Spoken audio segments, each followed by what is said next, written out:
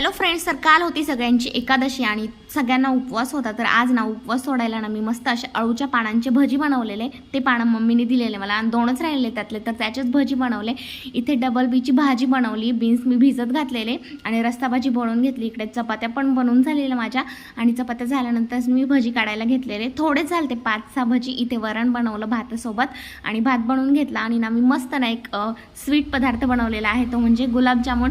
आणि ते पण मी गुलाबजामुन रव्यापासून बनवलेले आहे, पण खाताना असं वाटतच नाही की हे रव्याचे आहेत का खव्याचे आहेत.